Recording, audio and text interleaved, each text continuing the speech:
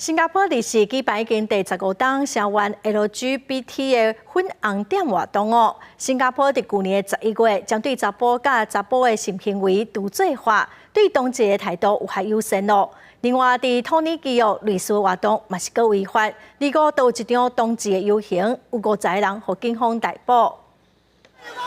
数百名会着踩轻机的示威者无顾着禁令，游玩就街路表达诉求，因行伫伊斯坦堡的尼桑塔什高级社区，期间并报警察也阻止民众进入当地大街、市中心、塔克辛广场，这也是2013年反政府示威活动的所在。事实上，这场同志骄傲游行时间点真敏感，因为保守派总统埃尔多安一个月前，正赢得认真 LGBTQ 族群对自身权益强行面临更加侪 压力感觉烦恼，尤其大选启动时的气氛是看到同志拢会惊惊。Korktukları için ben bunu anlıyorum. Gerçekten kendileri olmayan bir şeyden ya kendileri içinde de varız aslında. Bizim yapabileceğimiz değişimin farkındalar. Anlamı yok. Yani daha demin birisi köpeğini gezdirmeye, geçmeye çalışıyordu. Ona bile izin vermiyorlar. Öyle bir korku. 一位无国界记者批评警方伫广场4口围阻止记者报道，国家警察局副局长詹真起冤家。示威团体表示有数十人碰掠，伫通天期同性恋并无违法，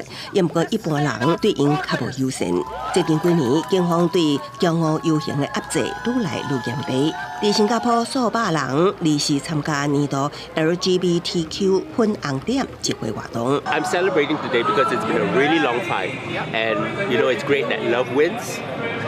And the government understands that. 新加坡国会去年废除一项英国殖民时期的法律，将男性行为除罪化。不过，在这个同时，国会通过一项宪法修正案，加强即卖一男一女婚姻定义。方解读是将任何未来的 LGBTQ 族群婚姻平权的法律挑战之门关起来。粉红点今年进入第15年，期间活动的重心是家庭。主办单位表示，组织的目标是慢慢的进步，继续性的追求平权。公司新闻黄文廉编译。